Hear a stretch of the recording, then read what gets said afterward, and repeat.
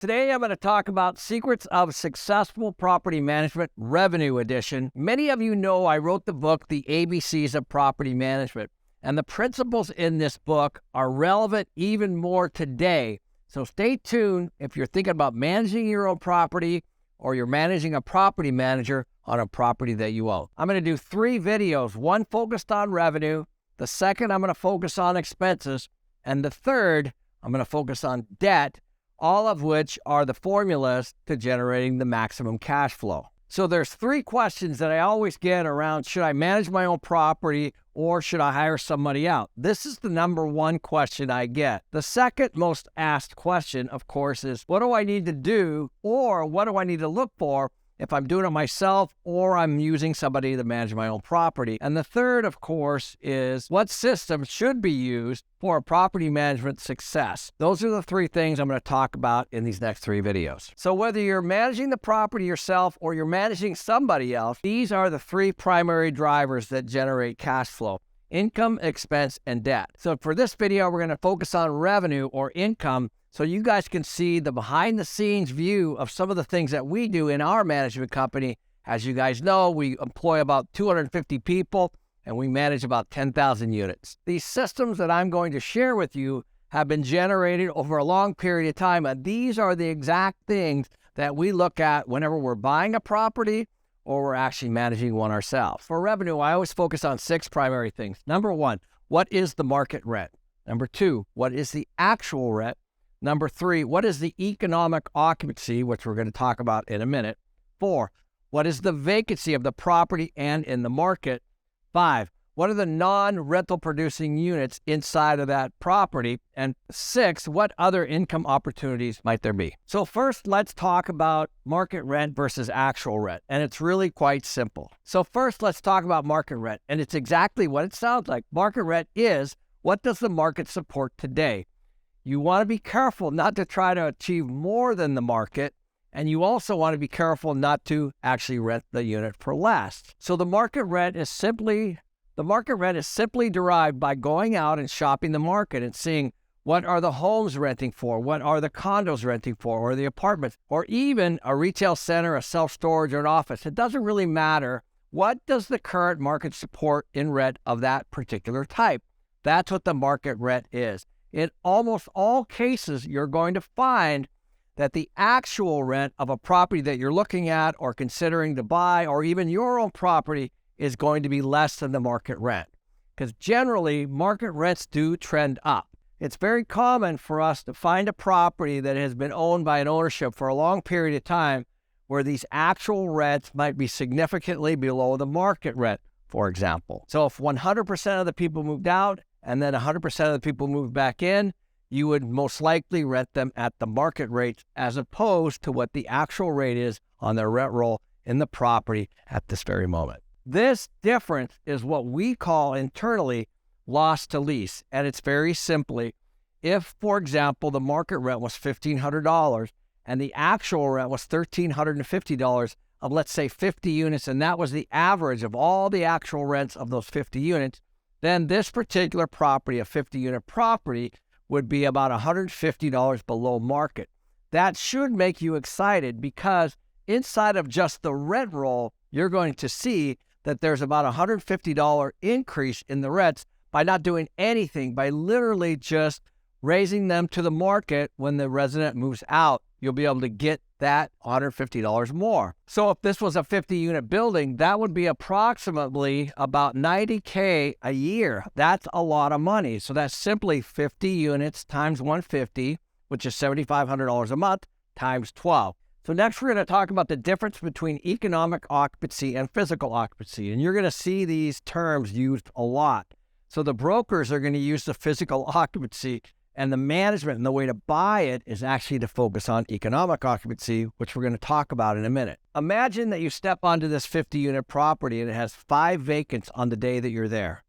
Then in theory, you take 5 of the units and divide it into 50, you're technically 10% vacant at that time. So your physical occupancy is 90%.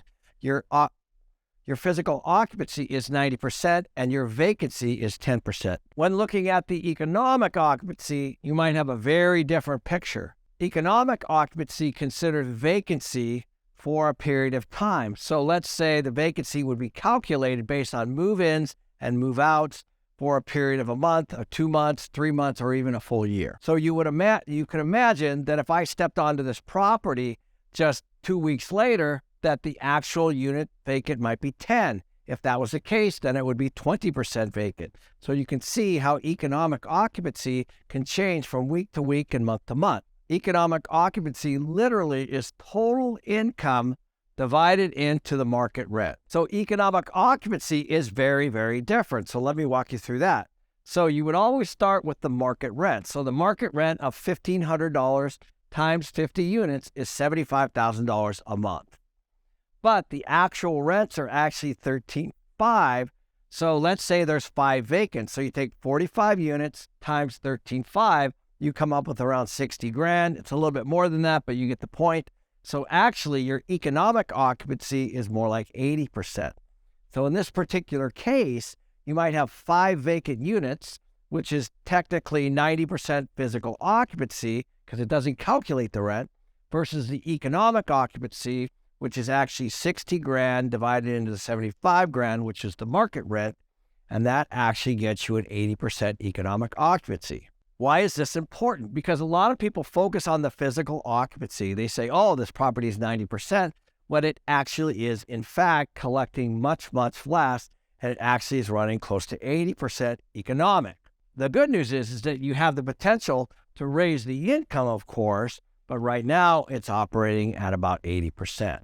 So it's very important when you're looking at a property to focus on the economic occupancy and not the physical occupancy, which so many people do, and this is where a lot of mistakes happen. The reason why this could be a problem is because if they focus on the physical occupancy at 90% when their economic is actually closer to 80%, then their cash flow on a monthly basis and an annual basis is going to be significantly off, and they're not going to hit the investor returns that they had promised in the beginning or that they thought were going to be the case when they originally bought the property. What are the things that can affect economic occupancy? The first thing is obviously vacant.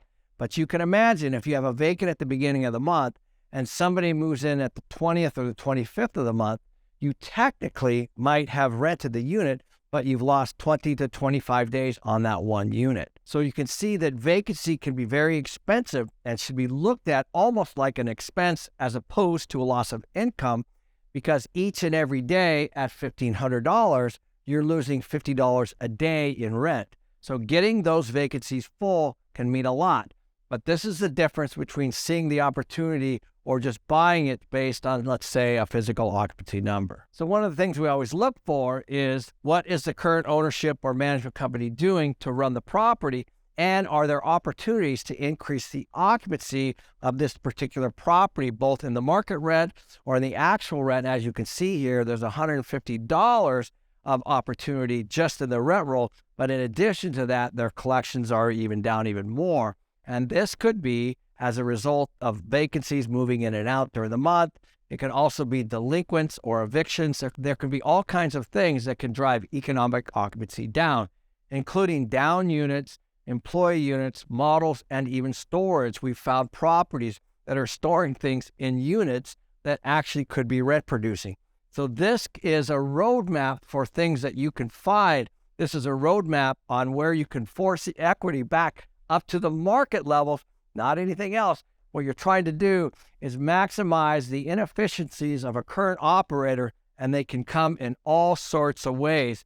And these are the things that we love to find when we're looking at properties. The other category should be the other income category. And this is something that a lot of people really seem to overlook. When we're taking a look at any property, let's say that same 50 unit, one of the things that we often find is that a lot of the 1 bedrooms, 2 bedrooms, and 3 bedrooms are all priced exactly the same. Even though, as you guys know, when you go to a hotel, an ocean view is more than, say, a mountain view. In a lot of instances in property management, ownership does not charge for different locations. And we find this to be a significant way to increase the rents in the rent roll without doing very much. I'll give you one great example. We bought a property that is a senior community, and all the units were priced the same. In other words, the upstairs were the same price as the downstairs. And this property had a heck of a time renting the upstairs units because most of the seniors, given the choice, they just automatically rented the downstairs units because they didn't want to walk up and down the stairs.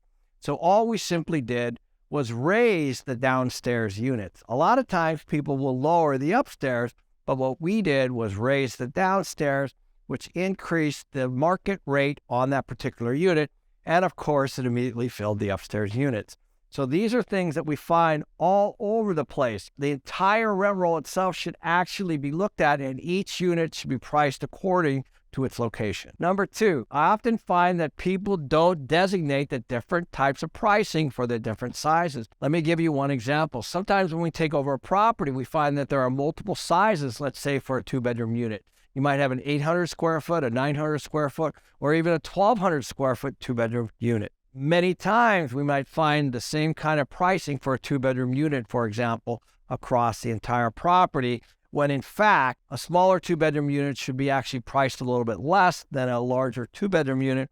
And then what happens is you have stability as people are renting across all the unit types. Pay attention to the unit types, but also to the actual square footage, and make sure that the units are priced accordingly based on the size itself. The third one seems pretty easy, but parking can be and is a great way to charge other income, and let me give you a number of examples. In some cases, we've actually added carports, and we've charged $50 to $75 per carport space, depending on the area. Given the choice, people like covered parking, and you don't always have to give it to somebody for free, which is included in the rent. You could actually break it away from the rent and charge extra for that, given there's enough open parking for them.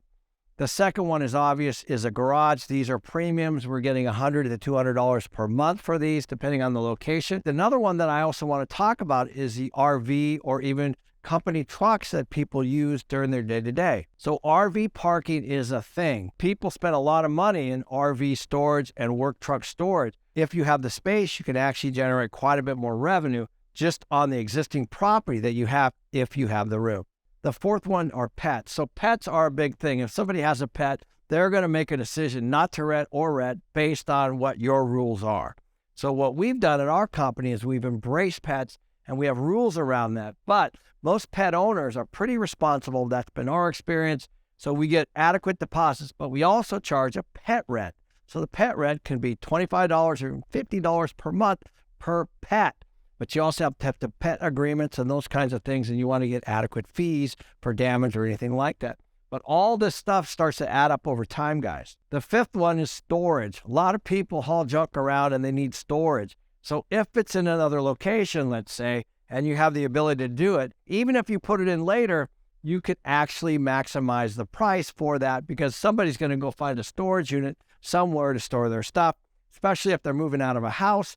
And if you have it at the property and it's secure for them, you can actually compete with some of the local storage facilities in the area and get the same amount. The sixth thing are the upgrades in the individual unit. So let me give you an example.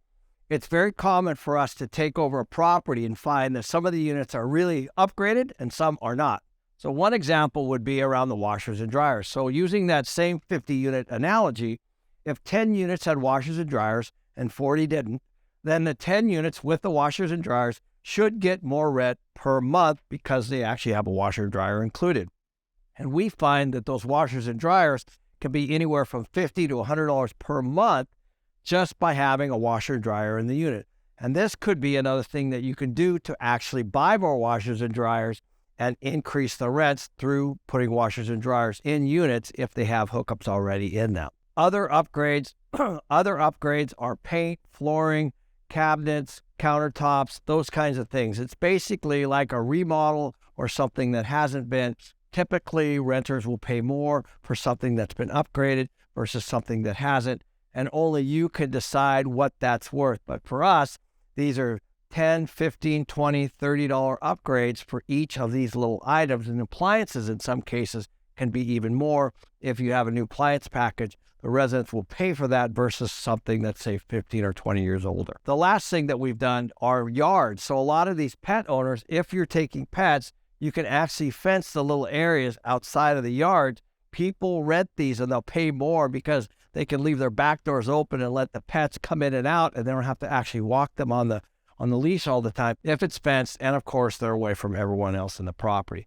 So these are just some of the things that you could do on the other income side, and these are the things that we look at when we're looking at where's our value add and where can we force more equity in. So these don't have to happen in year 1 or year 2. They just have to be looked at, observed, and then you have to plan in place to do these over time as these units turn over and as you put new tenants in them. So when we're looking at a property to go or no go on something that we're going to buy, these are the 4 things that we focus on. But if we own it, these are also the 4 things that we focus on. Number 1, we're always looking at the current market conditions. In general, especially over this last 10 years, we've seen these market rents go up quite a bit.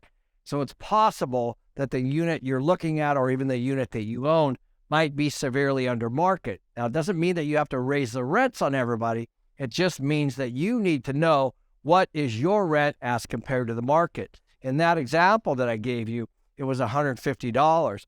But if the market rent was now $1,600, it's now $250, and that's a significant difference. And that should make you excited on a go or no-go decision. So the next thing we look at is what are the actual rents in the rent roll compared to market. And what you do is simply pull out all the leases plus your vacants, and you actually calculate what your rent roll is. And you're going to find that some of the rents that you actually have from leases long ago are going to be probably significantly less than market. So that's okay. All that does is generate your loss to lease. And what you want is to look at every single 1-bedroom, every single 2-bedroom, every single 3-bedroom in your portfolio and have that loss to lease number at hand at all times, so you know what is the total potential of my portfolio or of my property, and where can I take this thing and how much cash flow can I generate in the event I need to turn those rents quickly and generate more cash.